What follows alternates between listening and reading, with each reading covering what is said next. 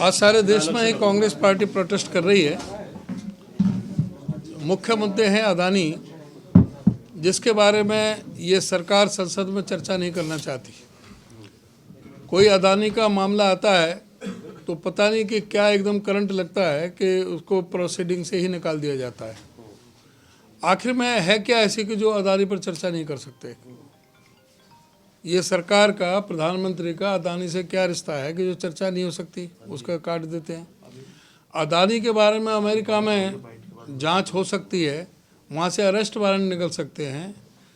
रिश्वत भारत में दी गई, रिश्वत लेने वाले भारतीय, और अदानी ने जिनको रिश्वत दी वो बिजली महंगी करके बेचने के लिए रिश्वत दी, उसका असर यहाँ के उपभोक्ताओं पर पड़ना है। यहाँ के उपभोक्ताओं को महंगी बिजली खरीदनी पड़ेगी, लेकिन यहाँ पर चर्चा नहीं कर सकते। आज सारा जो इंफ्रास्ट्रक्चर है वो पूरा एक हवाले किया जा रहा है अदानी जी के, चाहे वो सारे एयरपोर्ट हो, चाहे बंदरगाह हो, चाहे कोयले की खदानें हों, चाहे सड़कें हों, चाहे रेलें हों, चाहे गोदामें हों, चाहे बिजली के हों, सारा चीज़ एक ही शख्स को सारी चीज़ हवाले की जा रही है, लेकिन उस पर चर्चा नहीं कर सकते। ये एक बहुत ही दुर्भाग्यपूर्ण है। तो इसलिए हमें सड़क पर उतरना पड़ रहा है। और साथ ही जो मणिपुर में जो हालात बने हुए हैं, और ये सरकार बिल्कुल कतई भी सरकार को चिंता नहीं है। क्या मणिपुर को भारत का हिस्सा मानते हैं कि नहीं मानते? वहाँ पर जिस तरह से हिंसा हो रही है, जिस तरह से महिलाओं के साथ बलात्कार की घटनाएं हो रही हैं, एक नाकारा मुख्यमंत्री वहाँ पर बिठा रखा है, उसको बदलने के लिए सरकार तैयार नहीं है। प्रधानमंत्री वहाँ जाने के लिए तैयार नहीं है। प्रधानमंत्री उनके साथ चर्चा करने के लिए तैयार नहीं है, उनकी समस्या का समाधान करने के लिए तैयार नहीं है। ये हो क्या रहा है? इतना अहंकार, इतना घमंड जो होना सरकार को नहीं होना चाहिए। तो ये मणिपुर के बारे में भी बात करनी चाहिए।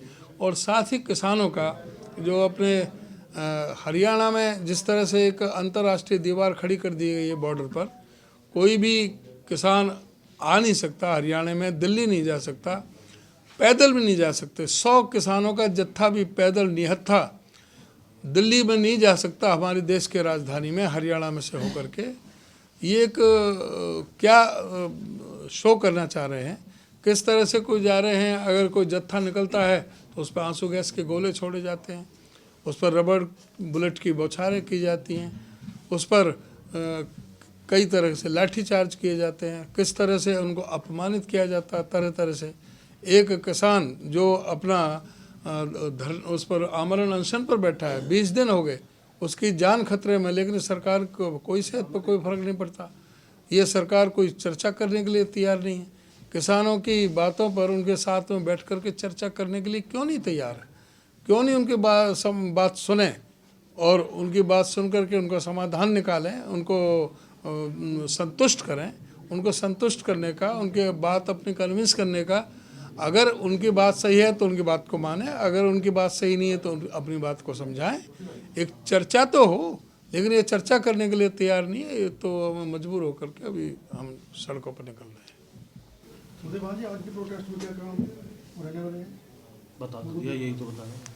ये अभी क्या बता रहा था, अभी आपने नहीं नोट किया? सर, सभी आज पूरे जो पीसीसी है, प्रदेश कांग्रेस कमेटी है, इस प्रदेश में जो लेटर आपकी तरफ से जारी किया गया था, क्या रणदीप सुरजेवाला, कुमारी शैलजा, इन लोगों को भी आज के प्रोटेस्ट में शामिल होने के लिए कहा गया है? नहीं, उनको नहीं कहा गया, क्योंकि पार्लियामेंट चल रही है, सेशन चल रहा है। तो सभी लोकसभा के भी और रणदीप जी राज्यसभा के हैं, हमारे 5 लोकसभा से हैं, वो सभी 6 में से किसी को भी नहीं कहा गया।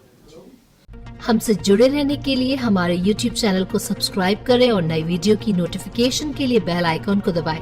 अगर आप ये वीडियो Facebook पर देख रहे हैं तो लाइक जरूर करें और ज्यादा से ज्यादा शेयर करें। धन्यवाद।